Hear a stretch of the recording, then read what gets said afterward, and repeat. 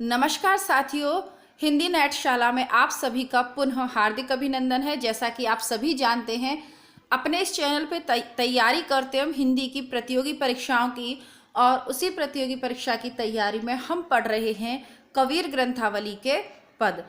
यह कबीर ग्रंथावली पुस्तक बाबू श्याम सुंदर दास द्वारा संपादित है। आज हम कबीर ग्रंथावली का दूसरा अंग सुमिरन का अंग के दोहा संख्या 17 से लेकर 32 तक की अर्थ एवं व्याख्या करेंगे। इसके पूर्व हम गुरुदेव को अंग पढ़ चुके हैं। उसके अंतर्गत 35 दोहे हमने 2 क्लासेस में पूरे किए। सुमिरन के अंग की भी एक क्लास, जिसमें 1 से लेकर 16 तक दोहे हम पढ़ चुके हैं, प्लेलिस्ट में मैंने लगा दी है, तो वो आप वहां से चेक कर सकते हैं। तो आज की कक्षा को प्रारंभ करेंगे हम 17वें दोहे से। सेकंड ग्रेड के सिलेबस में आपके 5 अंग लगे हुए हैं, जिसमें से गुरुदेव का अंग हम पूरा पढ़ चुके। सुमिरन का अंग आज हमारा कंप्लीट हो जाएगा। तीसरा अंग है विरह का अंग, वह भी हम पूरा पढ़ चुके हैं। तो जो कल की आपकी क्लास होगी वो चौथे अंग की क्लास होगी, ज्ञान और भक्ति का अंग। मैं बहुत स्पीड से चल रही हूँ। अगर आप लोग प्लेलिस्ट से साथ साथ नहीं चल रहे हैं मेरे, या पहली बार वीडियो देख रहे हैं, तो प्लेलिस्ट से आप पूर्व के पद निरंतर पढ़ते रहिए। परीक्षा से पूर्व 2 से 3 बार आप इनको रिवाइज कर लीजिए, क्योंकि परीक्षक कैसे भी प्रश्न पूछे, कौन से प्रश्न पूछेगा ये हम नहीं जानते, लेकिन प्रश्न वो इन्हीं में से पूछेगा। सिलेबस हमारे सामने है, किसी भी तरीके के संशय की कोई स्थिति नहीं है। 2 से 3 बार आप इन पदों को पढ़ेंगे तो इनके मूल भाव भी आपको समझ में आने लगेंगे। इसका सार जो है कल की कक्षा में मैंने बता दिया, तो उस पर मैं अपना समय थोड़ा सा बर्बाद न करते हुए आज इसकी सीधी व्याख्या मैं आपको करवाती हूँ, ठीक है। तो कबीर नाम सुमिरन को बहुत ज़्यादा महत्व देखते हैं, एक ईश्वरवाद में विश्वास रखते हैं। वो मानते हैं कि बहुत सारे अलग अलग मतों के या संप्रदायों के अनुसार अगर आप अलग अलग ढंग से ईश्वर की आराधना करेंगे, अलग अलग ईश्वरों की भी आराधना करेंगे, तो आप किसी मार्ग पर नहीं पहुंच पाएंगे। इससे अच्छा है कि आप परम ब्रह्म को, परमात्मा को, जो आपका इष्ट है, उसको एक के तरफ अपना झुकाव रखें, मन क्रम और वचन से उसी की ओर समर्पित हो जाएं, तो आपकी जो आत्मा है वो परमात्मा से मिलन कर ही लेगी। 17वें नंबर के इस दोहा में देखते हैं कबीरदास जी क्या कह रहे हैं। आशा करती हूँ कि आपने चैनल को सब्सक्राइब कर रखा होगा। चैनल पे नए हैं, पहली बार वीडियो देख रहे हैं, तो मैं बता दूं कि प्लेलिस्ट में आपकी परीक्षा की पूरी विषय सामग्री आपको मिल जाएगी। साथ ही साथ किताबों के लिए पूर्व में हमने इस पर बहुत सारी किताबें पढ़ ली हैं, जिसमें गोदान प्रमुख है, रामचंद्र शुक्ल का इतिहास ग्रंथ है, पुराने पेपर, प्रैक्टिस सेट, बहुत कुछ है। आप प्लेलिस्ट स्वयं चेक करें। इसके अलावा किताबों के लिए दूसरा जो चैनल है हिंदी बुकशाला, उसको भी आपको सब्सक्राइब करना ही है, उसकी भी प्लेलिस्ट चेक करनी है, क्योंकि बाकी की आपकी जो किताबें हैं आपको हिंदी बुकशाला पर निःशुल्क रूप से मिल जाएंगी, ठीक है। पूरी जानकारी मैंने आपको दे दी। आते हैं, प्रारंभ करते हैं आज की कक्षा को। जेहि घट प्रीति न प्रेम रस, फोनि रस ना नहीं नाम। जे नर इस संसार में उपजे शय वे काम। जिस घट में, जिस घटी, घट यानी आपका हृदय। सिद्ध साहित्य जब हमने पढ़ा शुक्ल की बुक में, तो मैंने बार बार आपको बताया घट का अर्थ घड़े से और हृदय से लिया जाता है। तो जेहि घट प्रीति न प्रेम रस, जिस घट में, जिस हृदय में ना तो प्रीति है और ना ही ईश्वर के प्रति प्रेम का, प्रीति और प्रेम एक ही है, समानार्थी हैं। जिस हृदय में ईश्वर के प्रति प्रेम और प्रीति का रस नहीं है, फुनि रसना नहीं नाम। और जो बार बार पुनः, फुनि यानी पुनः पुनः अपनी रसना अर्थात जिव्या के माध्यम से, जिह्वा के माध्यम से राम का नाम नहीं लेता, ते नर इस संसार में, वो नर इस संसार में उपजशय वे काम, वो बिना मतलब के ही उन्होंने इस संसार में जन्म लिया है, बेमतलब का जन्म है। यदि आपके हृदय में ईश्वर के प्रति प्रेम नहीं है, यदि आप अपनी जिह्वा से ईश्वर का नाम स्मरण नहीं कर रहे हो, तो इस संसार में आपने व्यर्थ में ही जन्म लिया है, अर्थात आपका जीवन निरर्थक है, ऐसा कबीरदास जी मानते हैं। बात करूं कल मोहम्मद जासिम साहब आपके कमेंट की, तो आपकी इस वाली विचारधारा से मैं थोड़ा सा जो कबीर से संबंधित आपने कल कमेंट किया इसके सुमिरन के अंग के प्रथम भाग पे 16 दोहों में, तो उससे मैं सहमत नहीं हूँ, लेकिन उसका उत्तर फिर कभी देंगे। थोड़ा सा समय अभाव है कक्षा के बीच में, मैं नहीं उसका उत्तर देना चाहूँगी। अन्य कभी मैं उसका उत्तर दूंगी, उसका लिख भी नहीं मैं पाई। और इसी तरीके से रामचंद्र शुक्ल के लोभ एवं प्रीति निबंध को पढ़कर आपने जो कमेंट किया, मैं उससे भी सहमत नहीं हूँ। लेकिन मैं जानती हूँ कि आप अभी लेक्चरर हैं, आपको क्लासेस भी लेनी है, परीक्षा भी हाल ही हुई है, समय की व्यस्तता के कारण हो सकता है कि आपने सही से नहीं सुना हो, इसलिए आपने इस तरीके से उस चीज़ को समझा। कोई बात नहीं, इसके बारे में हम अलग से चर्चा करेंगे। पहले ध्यान केंद्रित करते हैं आज की कक्षा पर। 18वें नंबर का दोहा देखते हैं। मैं स्पेशल रूप से जासिम साहब जी आपका नाम इसलिए ले रही हूँ क्योंकि आप कक्षा में बहुत सारे विद्यार्थियों को पढ़ा रहे हैं ना, लेक्चरर के पद पर हैं आप, बहुत सारे विद्यार्थियों को आप पढ़ा रहे हैं। तो जो आप स्वयं सोचते हैं उस विचारधारा का प्रभाव अन्य लोगों पर भी पड़ेगा, इसलिए मैं आपके कमेंट का जवाब अवश्य दूंगी। मैं नहीं दे पाई उस समय, तो थोड़ा सा उसकी व्याख्या भी करेंगे, लेकिन अन्य कभी करेंगे, ठीक है।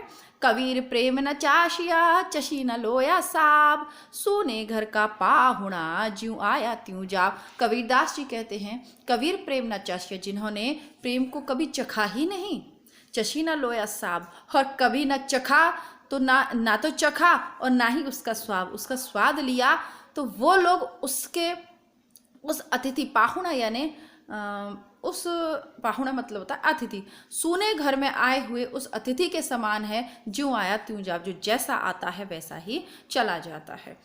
क्या है? जिसने ईश्वर से प्रेम नहीं किया, जिसने कभी प्रेम रस का स्वाद नहीं लिया, वो संसार में आकर भी वैसा ही है। जैसे आप किसी के घर जाएं और उस घर में कोई मिले नहीं, वो लोग कहीं बाहर घूमने गए, तो आप क्या करोगे? ना तो कोई आदर सम्मान आपको मिलेगा, ना आपको कोई चाय नाश्ते की भी नहीं पूछेगा, मतलब आपका जाना निरर्थक हो जाएगा। आप जिससे मिलने आए हो वो मिले ही नहीं, तो मिला ही नहीं, तो निरर्थक हो गया। उसी प्रकार उन्होंने कहा है कि ये जो संसार है ना, इसको शून्य के समान माना जाता, सोने घर के समान।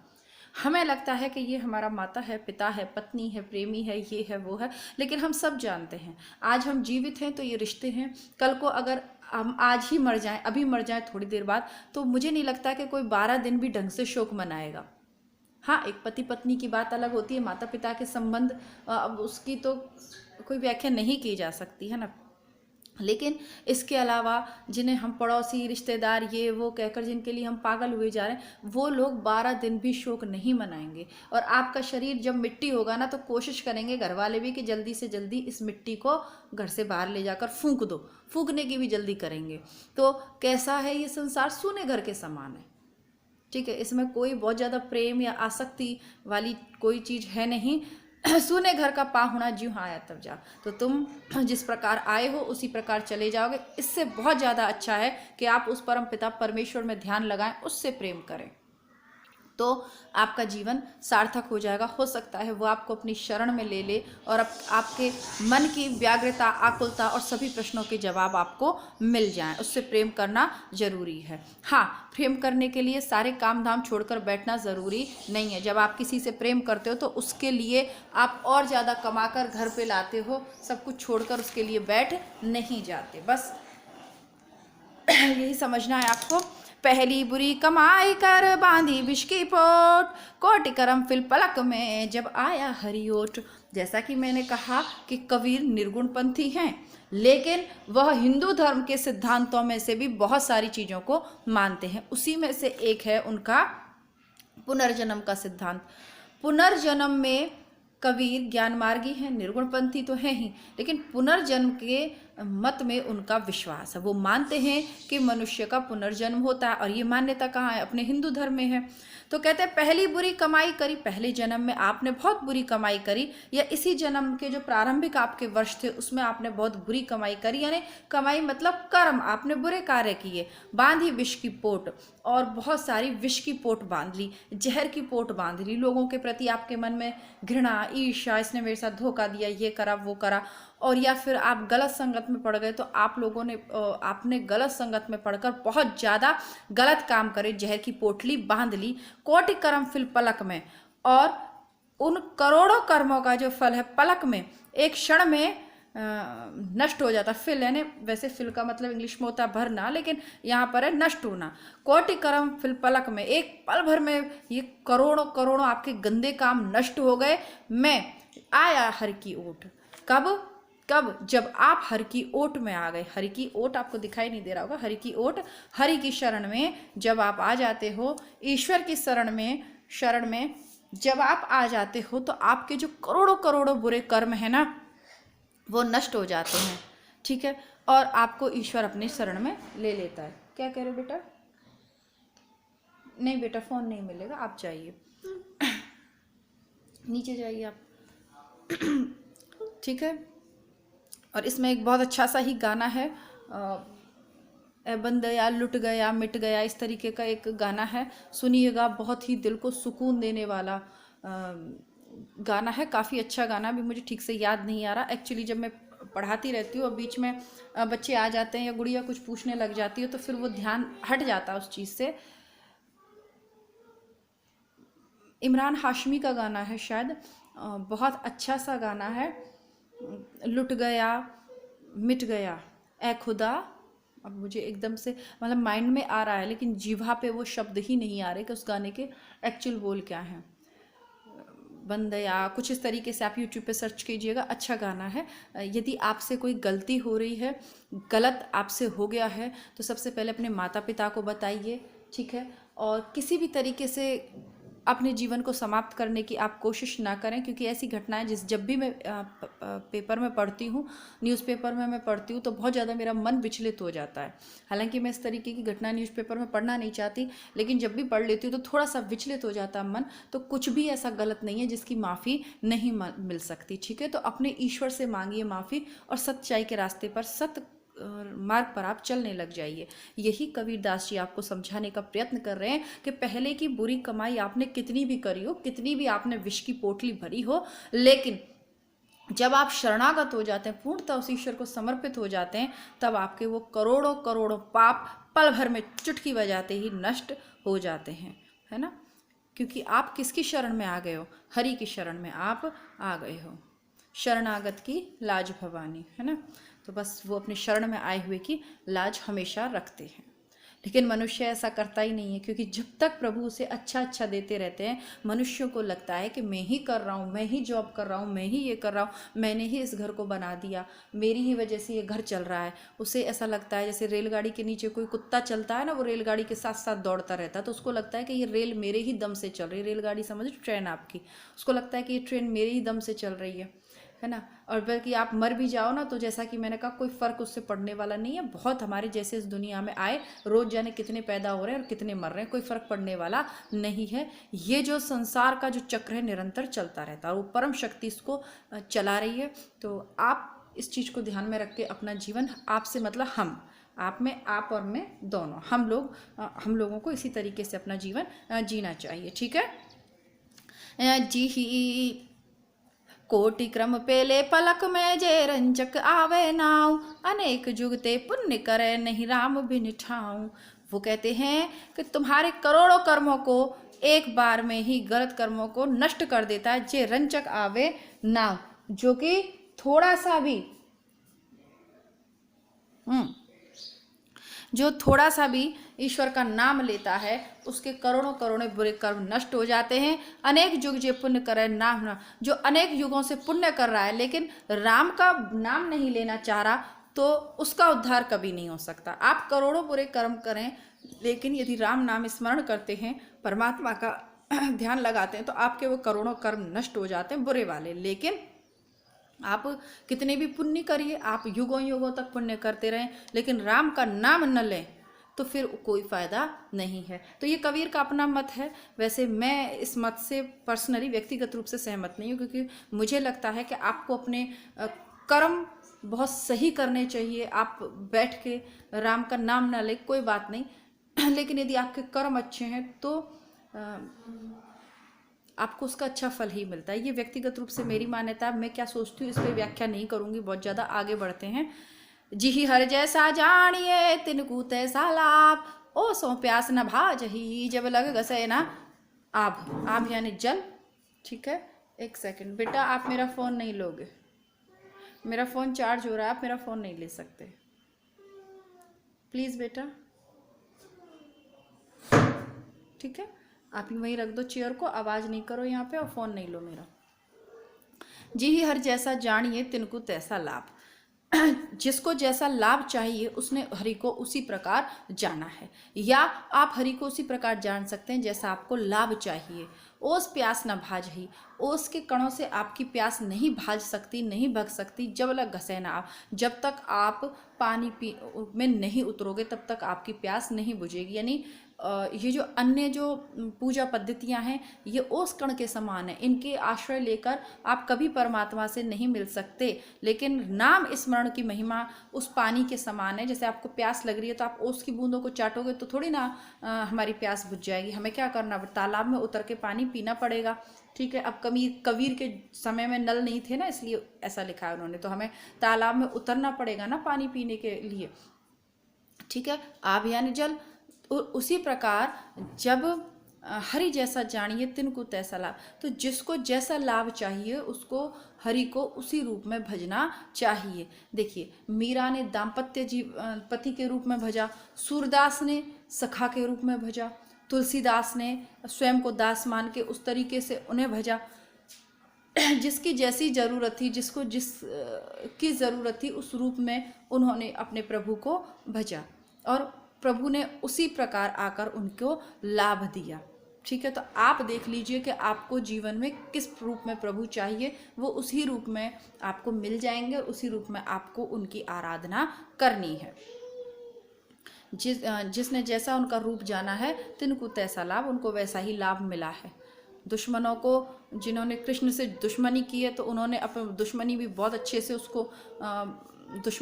अच्छे से निभाई कृष्ण ने। और जिन्होंने का जब सारथी बन गए अर्जुन के तो उसको भी उन्होंने बहुत अच्छे से निभाया। कभी भी कृष्ण ने गोपियों ने जैसा प्रेम किया उसका भी उनको वैसा परिणाम दिया, और जैसा रुक्मणी ने चाहा तो रुक्मणी के लिए वो पति रूप में रहे। जिसने जिस रूप में चाहा है ईश्वर को, ईश्वर उसको उसी रूप में मिलते हैं। राम प्यारा छाड़ कर करे आन की जाप, बेसवा केरा पूत क्यों कहे कूण सुबाप। राम प्यारा छोड़कर, प्यारे राम को छोड़कर करे आन किया का जाप, जो किसी अन्य का जाप करे, अन्य का नामोच्चारण करे, वह उसके समान है। वेश्वा केरा पूत ज्यों कहे कूण सुबाप। वेश्या का जो पुत्र है, वेश्वा केरा पुत्र, वेश्वा का जो पुत्र है वो किसको अपना बाप कहेगा, क्योंकि वो कह रहे हैं कि राम नाम का ही सहारा, एक के अगर आप आश्रय रहते हैं तो आपको पता रहता है वो आपकी मदद करने आएगा, उसके ही सहारे आपको रहना चाहिए। करे आन का, और अन्य अन्य लोगों का जाप करने से कोई मतलब नहीं है। फिर आपकी स्थिति, फिर उस व्यक्ति की स्थिति उस वैश्या के पुत्र के समान हो जाती है जिसका पता ही नहीं होता जिसे कि उसका बाप कौन है। यानी एक का ही आश्रय लेना चाहिए। तो ये थोड़ा सा भाई काव्य की दृष्टि से देखें तो इस तरीके के उदाहरण नहीं होने चाहिए काव्य में, पर ठीक है लिखा है तो हमें पढ़ना है। बाकी व्यक्तिगत रूप से इस तरीके की काव्य रचना, मतलब कुछ और भी उदाहरण दे सकते थे, क्या अजीब उदाहरण है, लेकिन ठीक है हमें पढ़ना है, परीक्षा की तैयारी करनी है, हम पढ़ रहे हैं, बस इतना ही।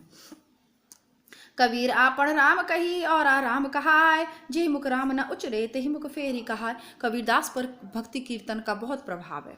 जैसा कि मैंने कहा उस समय भक्ति काल अपने चरम उत्कर्ष पे था। बहुत सारे कीर्तन, संकीर्तन, शास्त्रार्थ, सत्संग और ये जो भागवत कथाएं वगैरह का आयोजन होता रहता था। तो कबीर कहते हैं कि कबीर आपण राम कही, कबीर कहते हैं कि अपने को भी राम कहना चाहिए, औरा राम कहा है, औरों से भी राम को कहलवाना चाहिए। जेहि मुख राम ना उच्चरे, जिसके मुख से राम का उच्चारण ना ही हो, तेहि मुख फेर का, और उससे पुनः फेरी कहा है, फेरी का यानी फिर उससे आपको राम के नाम को उच्चारण करने के लिए कहना चाहिए प्रयत्न पूर्वक। आप भी भजो, मैं भी राम भजूं, और मैं आपसे भी कह रही हूँ कि आप सब लोग भी राम का स्मरण करें, और जो जिसके मुख से राम का नाम नहीं निकल रहा है उसके लिए हमें प्रयास करना चाहिए, फिर बार बार पुनः प्रयास करना चाहिए कि वो भी राम की शरण में आए। अब जैसा कि मैंने प्रारंभ में ही कहा कि यहाँ आपको राम भगवान को ही पूजना है, ऐसा नहीं है। उस परमात्मा को, परम शक्ति को, जो आपके हृदय को प्रकाशित कर रही है, उसको आपको यहाँ पर जपना है। जैसे माया मन रमे यूं जे राम रमाए, तो तारा मंडल छाड़ कर जहाँ के सो तहाँ जाए। जैसे आपका मन इस माया में रम रहा है ना, यूं जे राम रमाए, जैसा मन आपका अपने साथी, अपने प्रियजन, अपने घर, अपनी धन दौलत, विभिन्न प्रकार के क्या बोले उन्हें, क्रियाकलापों में रम रहा है, यूं जे राम रमाए, यूं इस प्रकार तुम अपने मन को यदि राम में रमा लेते हो तो तारा मंडल छोड़कर, तो ये जो ब्रह्मांड है इसको छोड़कर जहाँ केसो तहाँ जाए, जहाँ केसो केशव, जहाँ केशव हैं, जहाँ राम है, जहाँ कृष्ण है, जहाँ आपका परमात्मा है, फिर आपकी आत्मा वहीं चली जाएगी। तारा मंडल, संपूर्ण ब्रह्मांड, पृथ्वी भी, आकाश भी, इन सब की यात्रा को पार करते हुए आपकी आत्मा जहाँ केशव का निवास है, जहाँ केशव का निवास है, कल भी ये केशव शब्द आया था, तो जहाँ केशव का निवास है, जहाँ केशव का निवास है, वहाँ आपकी आत्मा पहुँच जाएगी। हमारे जीवन का उद्देश्य क्या है कि इस हमारी जो आत्मा है इसका मिलन परमात्मा से हो। उसके लिए क्या करना होगा कि जिस प्रकार हमारा मन को हमने अन्य विषय विकारों में हमें रुचि है, जितना आनंद हमें फ़ोन पर, व्हाट्सएप पर इधर उधर के वीडियोस देखने में आता है, गॉसिप में आता है, और भद्दे भद्दे ये जोक्स वगैरह इधर उधर चलते हैं, इनमें आता है, कॉमेडी जोक्स वालों में, अगर इतना ही आनंद आपको अपनी सिलेबस की बुक्स में आने लग जाए ना, जितनी बार आप वो देखो उतनी बार सोचो कि यार मैं तो ये नेटशाला ऑन करके कुछ काम नहीं है, चलो वीडियो देख लेता हूँ, अरे चलो मैं खाना बना रही हूँ, या भाई लोग सोचें कि अरे चलो अभी शेविंग कर रहे हैं, कमरे पे रह रहे हैं, झाड़ू पोछा कर रहे हैं, तो लाओ हम बुकशाला चालू करके कोई बुक ही पढ़ लें। जब इतना आनंद आपको अपने सिलेबस में आने लग जाएगा तो निश्चित तौर पर आप ये सेकंड ग्रेड तो बहुत छोटी चीज़ है, सेकंड ग्रेड क्या, फर्स्ट ग्रेड क्या, कॉलेज लेक्चरर, नेट, आप सब कुछ क्वालिफाई कर सकते हो, लेकिन कब, जब आपको उतना आनंद आए जितना आपको अन्य कार्यों में आ रहा है। समझ में आई चीज़? वही कबीर दास जी यहाँ कहते हैं कि जितना आपका माया मोह में जितना मन उलझा हुआ, उतना मन अगर राम में रमा लोगे, लगा लोगे, तो इस सकल ब्रह्मांड को छोड़कर आप कहाँ पहुँच जाओगे? जहाँ केशव रहता है, जहाँ मेरा प्रभु परमात्मा रहता है। लूट सके तो लूटिए, राम नाम है लूट, पीछे ही पछताओगे, यह तन जा ही छूट। लूट सको तो लूटो, है ना। आपने इसमें एक गाना भी सुना होगा, राम नाम के हीरे मोती मैं बिखराऊं गली गली, ले लो रे कोई राम की माला, शोर मचाऊं गली गली। ठीक है, लूट सके तो लूटिए, लूट हो रही है, राम नाम की लूट हो रही है, आप लूट सको तो लूट लो, क्योंकि भक्ति काल में तो चारों तरफ राम की धूम थी। राम नाम है लूट, राम नाम की लूट हो रही है, लूट सको तो लूट लो, पाछे ही पछताओगे, फिर पीछे बाद में मत पछताना, क्योंकि तुम पीछे पछताओगे, ये तन जाए छूट, जब ये तन छूट जाएगा तब तुम पछताओगे कि अरे मेरे पास ये तन था तो मैंने राम को स्मरण किया ही नहीं। और जब आपका शरीर दुर्बल हो जाएगा, मुंह में दांत, पेट में आंत खराब हो जाएगी, फिर आप कैसे नाम लोगे? नहीं, फिर तो इतने बुढ़ापे में तो इतने रोग लग जाने हैं शरीर को कि उन रोग ही आपको ध्यान नहीं करने देंगे ईश्वर का। तो यही सही समय है ईश्वर का ध्यान करने के लिए। अरे भाई मरकट वानर, क्या सुनने आए हो? तुम्हें भी पढ़ना है क्या? चलिए तुम्हारे भी दर्शन करवाएंगे, अभी रुको। लूट सके तो लूटिए, राम नाम भंडार, काल कंटते गाहेगा, रूंधो दसु द्वार। अब वो कहते हैं लूट सके तो लूटिए, राम नाम भंडार, राम नाम का ये जो भंडार है इसको अगर आप लूट सकते हैं तो लूट लीजिए, फिर यह अवसर प्राप्त नहीं होगा। काल कंठते गएगा, जो काल है वो आपके कंठ को गहेगा, पकड़ लेगा, रूंधे दसु द्वार। और आपके जो 10 द्वार है ना, जहाँ से आवागमन होता है वायु का, वो 10 द्वार, आपके 10 इंद्रियां, 10 द्वार आपके रुंध जाएंगे, बंद हो जाएंगे, फिर आप राम नाम को भी नहीं ले पाओगे। 2 आपके नाक के छेद हैं, 2 कानों के छेद हैं, 2 आपकी आंखें हैं, त्वचा है, बहुत सारी जगह हैं, ब्रह्मरंध्र है आपका, है ना, तो मूलाधार है, तो बहुत सारे जो 10 द्वार हैं आपके वो बंद हो जाएंगे। आप मर जाओगे तो वो स्वतः ही बंद हो जाएंगे, फिर आप राम नाम को स्मरण नहीं कर पाओगे। दोनों दोहों का एक ही भाव है। लंबा मार्ग दूर घर बिकट पंथ बहुमार, कहो संत क्यों पाइये, दुर्लभ हरि दीदार। दीदार उर्दू शब्द आ गया, ठीक है, जैसा कि शुरू में ही कहा था, भाषा सदुकड़ी है, मिली जुली शब्दावली है, अरबी फारसी के शब्दों से भी इन्हें कोई परेशानी नहीं है क्योंकि ये प्रेम मार्गी सूफियों को भी सुनते थे, हिंदुओं को भी सुनते थे, सबको सुनते थे। लंबा मार्ग है, घर भी बहुत दूर है, विकट पंथ, और जो पंथ है, रास्ता है, वो भी बहुत कठिन है, बहुमार, और बहुत से मार की, चोर डाकुओं का भी डर है। कहो संत क्यों पाइए, तो फिर हे संत, तो फिर बताइए किस प्रकार पाइए दुर्लभ हरि दीदार, उस हरि के दुर्लभ, जो दुर्लभ दीदार है, उसका दुर्लभ दर्शन है, उसको फिर कैसे पा सकते हैं यार, इतना तो कठिन है। जैसे कि लंबा मार्ग दूरी घर। अब मैंने आपको बताया कि कबीर पर हठयोग का प्रभाव है।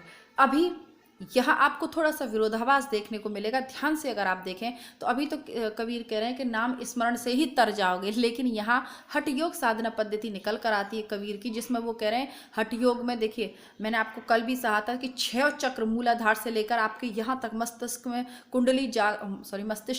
कुंडली जागरण तक 6 चक्र आपको पार करने पड़ते हैं। तो ये आपके मूलाधार से लेके कुंडली जागरण तक का आपका जो मार्ग है, इसमें बहुत ज़्यादा दूरी है। एक एक चक्र को जागृत करते हुए साधक जब यहाँ पहुँचता है, कुंडली जागृत कर लेता, तो उसको अनहद नाद सुनाई देता। तो वो कहता है लंबा मार्ग, ये साधना का जो मार्ग है बहुत लंबा है, दूर घर, और वो घर भी बहुत ज़्यादा दूर है। परमात्मा का विकट पंथ भी बहुत कठिन है, क्योंकि आपको विभिन्न साधना करनी है, विभिन्न साधना के विभिन्न आयामों को आपको साधना है, बहुमार। फिर जो डाकुओं का भी डर है, डाकू कौन है? सांसारिक जीवन में आप रह रहे हो तो आपकी जो विषय वासनाएं जो आपको आपके साधना पथ से हटा रही हैं, वो डाकू ही तो हैं, फिर उनकी भी डर है। तो फिर किस प्रकार आप अपने ईश्वर को प्राप्त कर सकते हो? उस दुर्लभ ईश्वर को प्राप्त करना इतना आसान नहीं है, निरंतर उसका ध्यान करना पड़ेगा। सारे विषय विकारों पर से अपना ध्यान हटाकर आपको निरंतर उस ईश्वर का चिंतन करना पड़ेगा, तब आप उसको पा जाएंगे और तभी आप अपनी परीक्षा को भी पास कर पाएंगे। ठीक है। गुण गाए गुण नाम कटे, रटे न राम वियोग, अनिस हरि ध्यावे नहीं, क्यों पावे दुर्लभ जोग। गुण गाए गुण नाम कटे, वो कहते हैं गुण गाने से ही क्या करना है कि गुणों को गाने से ही तो आपको हरि मिलेगा। गुणों को गुण गाने गुण नाम कटे, गुणों को गाने से ही गुण नाम कटे, ये संसारिक बंधन कट जाएंगे। श्लेष अलंकार हो गया। गुण गाए से, उसके गुणगानों से ही गुण नाम कटे, जो संसार रूपी जो माया के बंधन है ये कट जाते हैं। रटे न राम वियोग, और यदि तुम राम के वियोग में राम राम नहीं रटोगे, असी निशि हरि ध्यावे नहीं, अहर या नहीं होता सुबह, निशि या नहीं होता रात, सुबह शाम तुम हरि को ध्याओगे नहीं, उसका ध्यान नहीं करोगे, क्यों पावो दुर्लभ जोग, तो तुम उस दुर्लभ संयोग को कैसे प्राप्त करोगे, अर्थात हरि से मिलन कैसे करोगे यदि उसके वियोग में तड़पोगे नहीं तो। यदि परीक्षा की चाह में तड़पोगे नहीं तो कैसे पेपर पास करोगे? नहीं कर सकते ना। तो जब आपको परमात्मा से मिलना है तो उसके लिए आपको तड़पना पड़ेगा। अब इसके जो आगे का अंग है उसकी विरह में तड़पना पड़ेगा।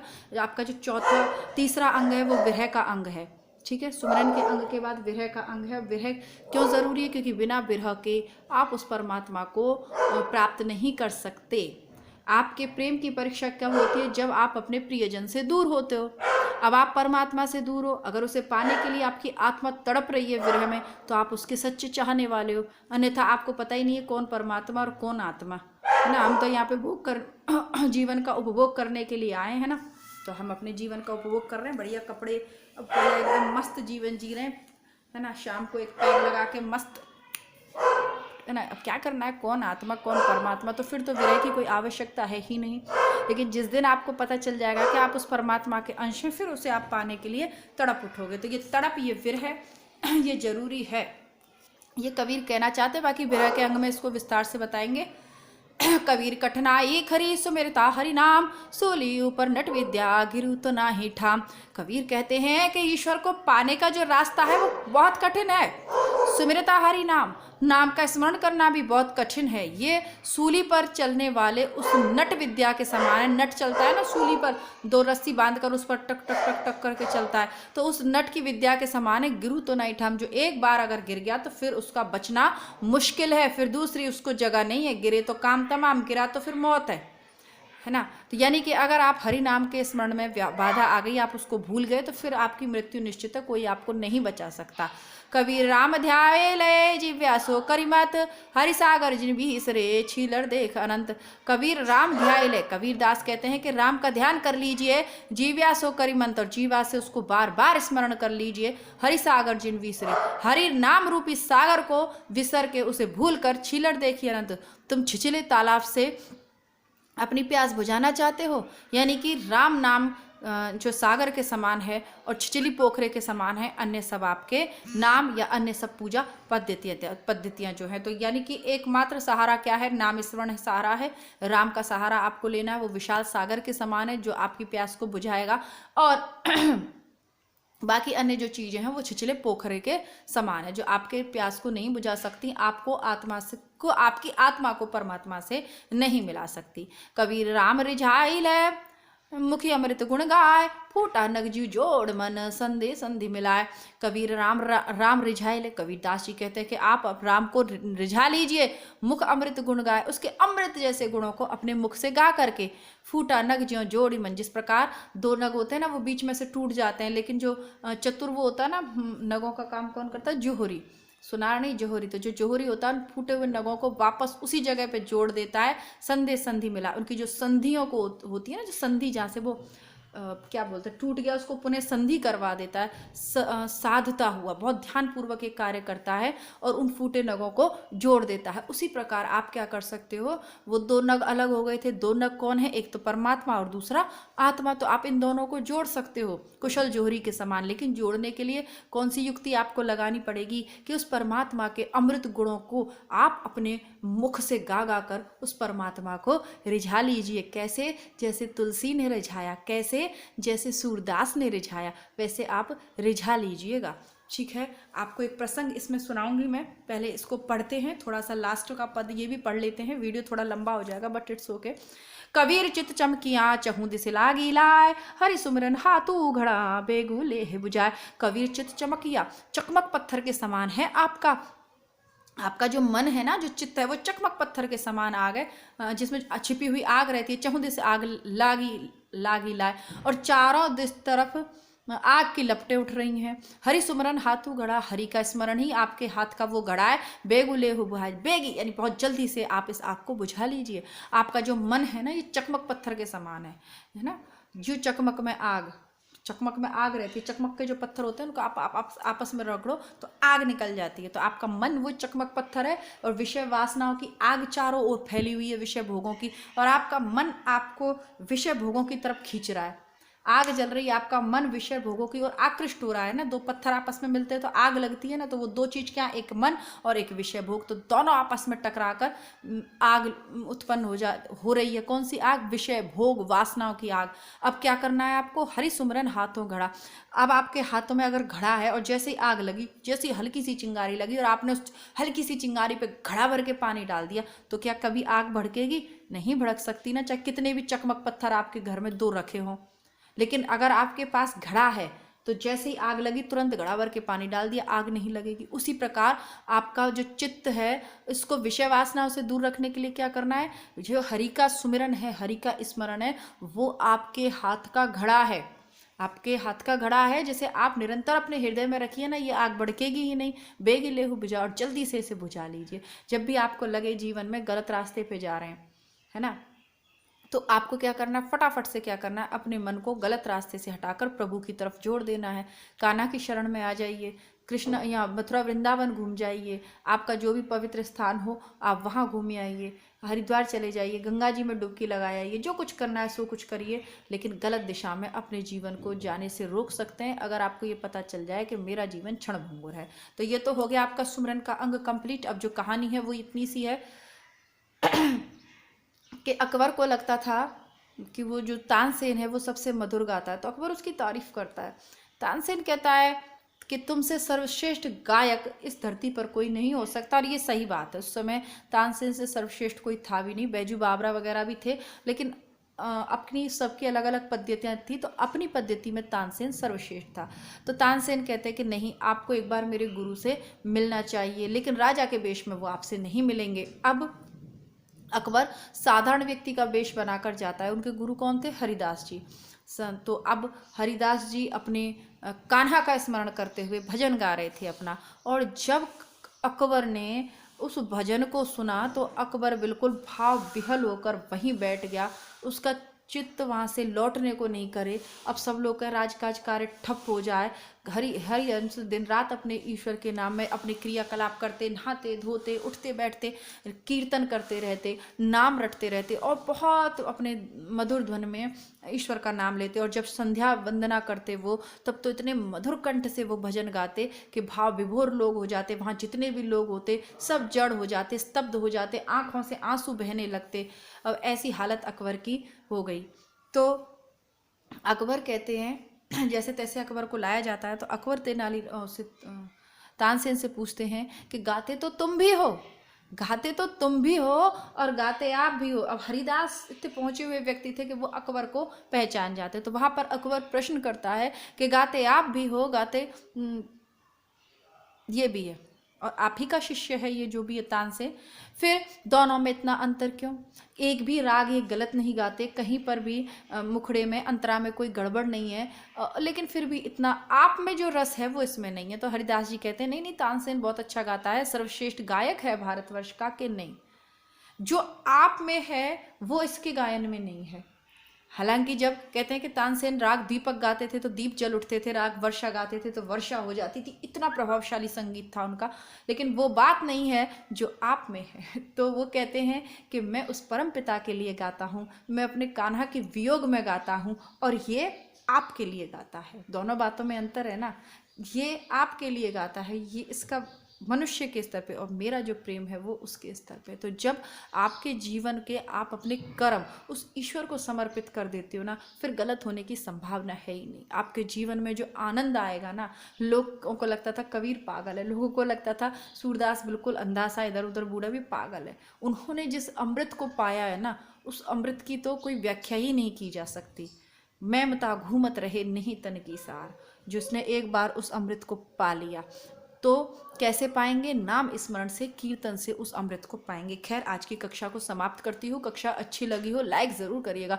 कमेंट करने में इतनी कंजूसी क्यों भाई? जितने विद्यार्थी वीडियोस को देख रहे क्यों नहीं शेयर करते? आप लोग कोचिंग जाते हो, आप लोग क्लास जाते हो, क्यों नहीं आप अपने मित्रों को शेयर करते इन वीडियोज़ को? अब तक नहीं किया है, जल्दी से शेयर कर दीजिएगा। मिलती हूँ आपको कल कुछ नए अंक के साथ। शायद ज्ञान और भक्ति का अंग हम कल से प्रारंभ करें। तब तक के लिए नमस्कार, धन्यवाद, जय हिंद।